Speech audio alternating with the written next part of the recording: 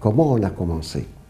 On a commencé par parler d'un sujet pour lequel on ne parle jamais dans notre tradition et dans notre culture. Donc c'était pas facile de parler de ça et on n'avait que la parole comme moyen. On n'avait ni médicaments. On sait que le préservatif est un élément qui, heureusement, existe en Tunisie depuis longtemps parce qu'on l'a institué dans le cadre du planning familial. Et on a réussi quelque chose d'exceptionnel, la maîtrise de la démographie en Tunisie. Et donc, quand le sida est venu, le préservatif est connu.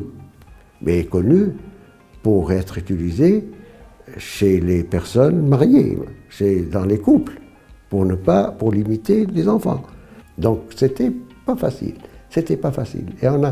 Et jusqu'à maintenant, je milite personnellement pour essayer de faire sortir le préservatif de la pharmacie pour qu'il soit vendu partout, et je n'arrive pas.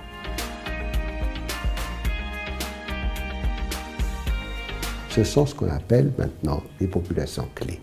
Ce sont les populations à comportement à risque, à comportement qui les met dans le risque, et qui sont 3 populations au départ, partout dans le monde. Et d'ailleurs, on a changé même la dénomination de ces activités.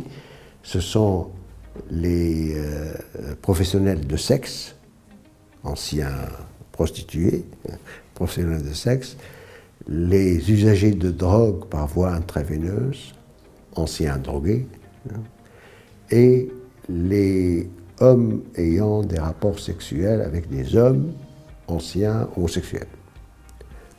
Même la dénomination des populations a changé. Ce sont les populations clés. Nous avons travaillé pendant des décennies, longtemps, et nous travaillons jusqu'à maintenant sur ça.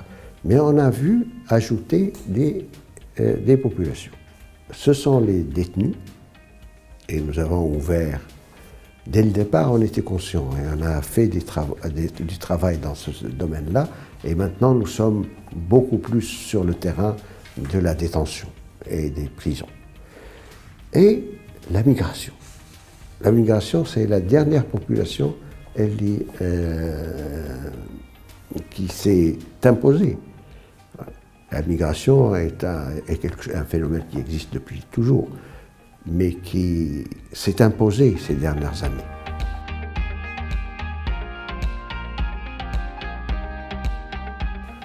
Alors, la migration, c'est notre nouvelle population vulnérable qui s'est ajoutée aux autres. On n'a jamais arrêté les autres, bien entendu, c'est très important.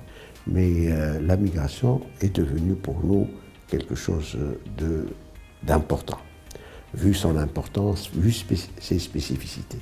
Alors, les migrants souffrent. Ils viennent en souffrance déjà, et ils viennent en Tunisie, et ils souffrent. Et ils ne trouvent pas les services qu'il faut, attendus, et même une partie des services attendus.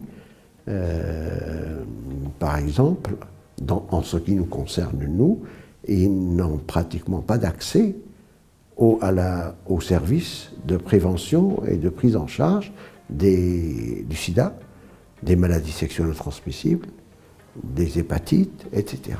Et donc, il faudrait toute une action, il faudrait les encadrer, les informer, les diriger, les orienter, s'en occuper de façon générale pour atténuer.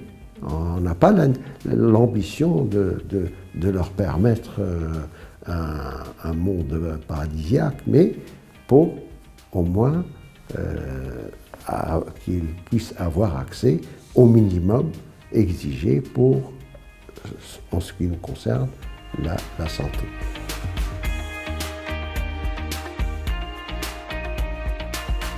Alors donc, un des grands problèmes des obstacles de la lutte contre le sida, c'est la stigmatisation et le regard que nous avons tous, involontairement, par rapport à cette maladie qui se transmet par des voies interdites, socialement, religieusement, légalement, etc. Et donc c'est pour cette raison que c'est senti comme une punition, comme quelque chose de mérité, et non pas comme un problème. Donc la solution pour nous, dans l'association, quelqu'un qui se drogue est quelqu'un de malade. Voilà quelqu'un de malade, au lieu de le mettre à l'hôpital, on le met en prison. Donc, et cette façon de faire a montré ses défauts, a montré ses limites, a montré que l'approche sanctionnelle n'est pas la solution. Le problème, c'est que les jeunes, pour consommer, sont obligés de trafiquer. Un peu, pas pour devenir très riches, mais pour acheter leur dose.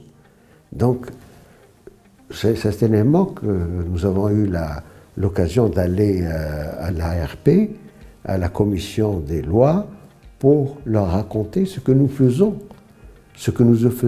dans l'association d'illégal. Parce que la loi ne nous permet pas de prendre quelqu'un et de ne pas ne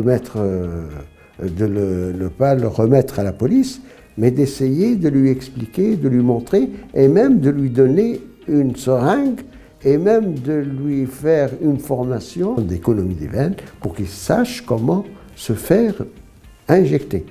Donc ce que nous faisons est absolument interdit. Je lui ai dit, voilà ce que nous faisons, qu'est-ce que vous en pensez? Ils m'ont dit, c'est bien, mais j'ai dit, c'est interdit. Et donc, les lois doivent contenir en eux un système d'actualisation facile. Il faut être innovant pour que les lois s'adaptent à l'évolution d'un monde qui change à une vitesse exceptionnelle. D'ailleurs, ce qui caractérise notre civilisation actuellement, c'est la vitesse de changement.